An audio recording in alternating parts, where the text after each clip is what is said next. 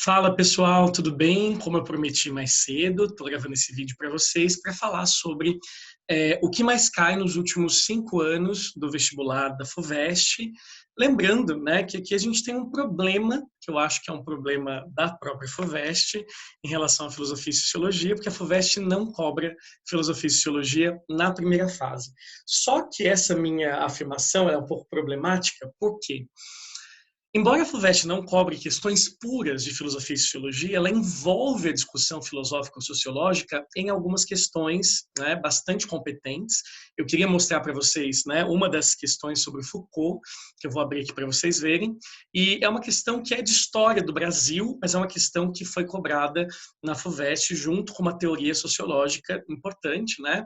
Eu falo sempre isso para os alunos. O aluno que ele está preparado para a FUVEST, ele está preparado para tudo. Então, ele não deixa de lado a filosofia e a sociologia para estudar matemática, física, química. Ele dá conta do processo, né? Sei que é muita coisa para vocês, é muita coisa para estudar, mas se aproveita muito essa base filosófica e sociológica na redação. Então, a redação da FUVEST é uma das principais preocupações para a gente aqui também. Deixa eu dar um share screen para vocês aqui, para mostrar que nos levantamentos que a gente faz, né, a FUVEST não tem filosofia e sociologia, tá? Ela não tem filosofia e sociologia puras, né? Então, vou fazer para vocês aqui uma pesquisa para vocês verem que aparecem, né, aqui nos últimos 5 anos. Pega sempre os últimos 5 anos do vestibular para você ter uma garantia aí de como a prova ela tem um padrão, né? Se você pegar só 1 ano ou 2 anos, pode ser que a prova ela tenha mudado. Você não entende muito a natureza da prova. 5 anos para mim é o limite. Mais que isso é bobeira, porque pode ser que a prova também tenha mudado a partir, né, de 5 anos para cá. Então, 5 anos dá para você ter uma boa visão, né, uma boa dimensão aí do que você quer analisar para a sua prova. Então, vou colocar aqui FUVEST, né, tipo de questão, vou colocar todas, e aí eu vou colocar aqui para vocês, por exemplo, né, filosofia. Filosofia não tem, tá vendo? Ó, no data to display, não tem levantamento de filosofia. Sociologia também não tem. Então, a gente teria que fuçar, né, perceber na prova de história da FUVEST dos últimos anos, o que a história trouxe para a gente esse processo, tá? Eu vou pegar aqui o levantamento de história para vocês verem. A FUVEST ela gosta muito de cobrar mais história geral do que a história do Brasil, então para ajudar vocês, né, nesse momento. E dentro da história geral você tem alguns temas, né, que dão margem aí para discutir sociologia, tá? Então se a gente for ver, por exemplo, o que mais cai de história geral, mundo contemporâneo, né, as guerras, o entre guerras e assuntos mais próximos da gente também. A FUVEST gosta de cobrar relações contemporâneas do moderno, antiguidade clássica. Esse levantamento de história é importante para vocês darem uma olhadinha aí, já que a gente não tem o de filosofia e sociologia, mas às vezes a FUVEST gosta de colocar no meio do mundo contemporâneo uma questão filosófica ou sociológica ali no meio, tá? Embora os levantamentos não apontem isso para a gente, elas estão lá, eu já vou provar para vocês. Brasil, sistema colonial, né? E a questão que eu estou falando do Foucault era uma questão de sistema colonial. Segundo reinado, república oligárquica, república militar, que é a ditadura. A FUVEST tem os seus assuntos preferidos também em história do Brasil, tá? Então, história do Brasil, fica aí para vocês o levantamento também, tá? Para quem quiser estudar em cima disso.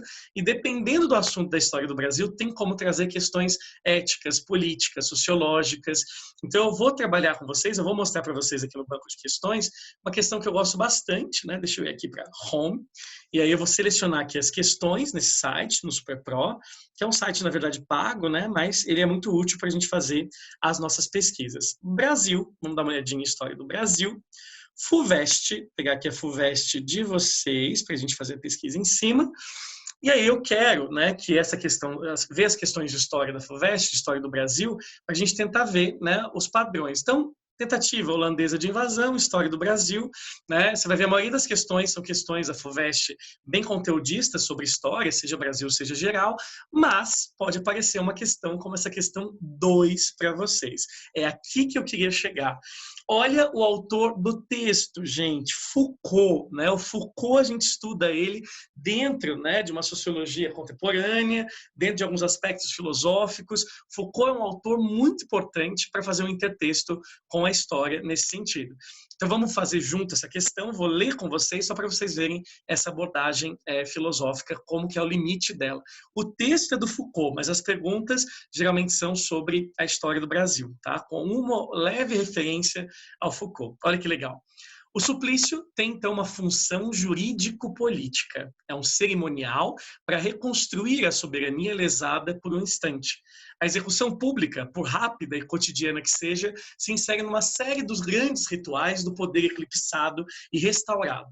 Coroação, entrada do rei numa cidade conquistada, submissão dos súditos revoltados. Então, olha que interessante, né? O suplício, né? A violência, o castigo, ele tem um sentido de reafirmar o poder de alguém.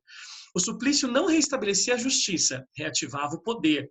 No século XVII e ainda no começo do XVIII, ele não era, com todo o seu teatro de terror, o resíduo ainda não extinto de uma outra época. Suas crueldades, sua ostentação, a violência corporal, o jogo desmensurado, desmedido de forças, o cerimonial cuidadoso, enfim, todo o seu aparato engrenava no funcionamento político da penalidade. Então, olha que interessante, tem um sentido político em penalizar alguém como Tiradentes no Brasil, né? A pena sobre Tiradentes foi um show de horrores, né? Ele foi enforcado, esquartejado, seus pedaços foram pendurados pelo caminho do ouro como um alerta, né? Não façam isso contra o rei de Portugal. Quem manda é um monarca português. Mas nessa cena de terror, o papel do povo é ambíguo, é o papel do povo. Ó.